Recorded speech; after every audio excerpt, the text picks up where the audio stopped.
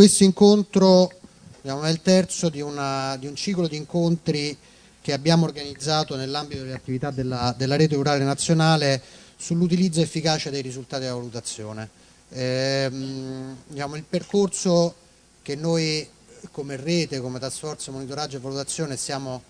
cercando di compiere evidentemente è quello di creare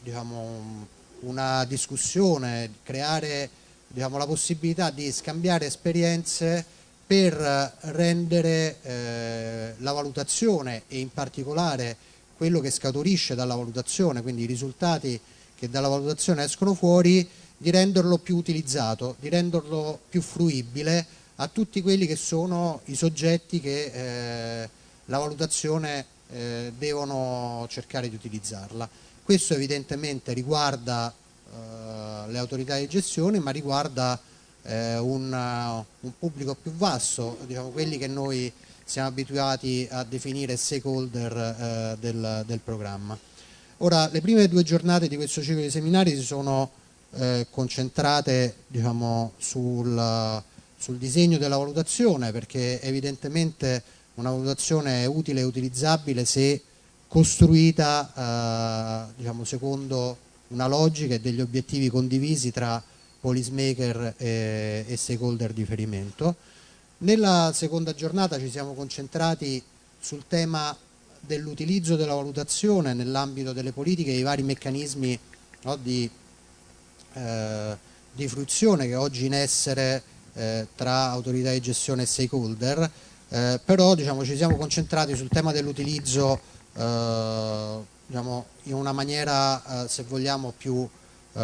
tradizionale, verificando quelle che sono le condizioni e scambiando delle impressioni anche con gli stakeholder su quelli che possono essere alcune modalità di fruizione dei risultati della valutazione.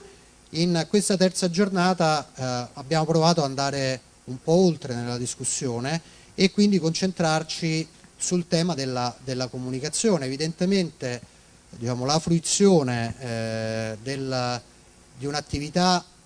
che è complessa, è un'attività di ricerca che come ovviamente tutti noi sappiamo richiede anche lo sviluppo e la messa in campo di metodologie tipiche di un'attività di ricerca e di valutazione, non è immediatamente fruibile a tutti i soggetti. Quindi la base su cui noi ci siamo mossi è quanto la comunicazione e alcuni strumenti della comunicazione possono aiutare nella fruizione delle attività e dei risultati che dalla valutazione scaturiscono. Ora, io non vorrei dilungarmi, anche perché siamo partiti in ritardo e abbiamo previsto una tavola rotonda ricca di interventi, quindi mi fermerei qui. Ringrazio in anticipo tutti gli intervenuti sia come uditori che come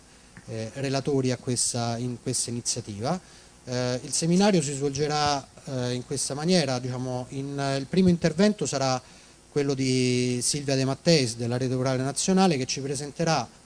una survey, una serie di interviste che abbiamo sottoposto al mondo delle autorità di gestione, al mondo dei valutatori, sulla loro percezione della capacità di comunicare all'esterno, ovviamente riguarda anche l'interno dell'amministrazione, comunque di comunicare all'esterno, quindi non ai soggetti direttamente interessati dall'attività, quelli che sono i risultati della valutazione. Quindi la presentazione di Silvia in qualche maniera ci darà anche alcuni spunti per la discussione che io cercherò di animare nell'ambito della tavola rotonda. Avremo poi un secondo intervento di Gustav Neves e Chris Haig, in cui invece presenteremo l'esperienza del video partecipato, ma su questo ci ritorno dopo presentandoli. Do la parola a questo punto a Silvia e buon lavoro a tutti.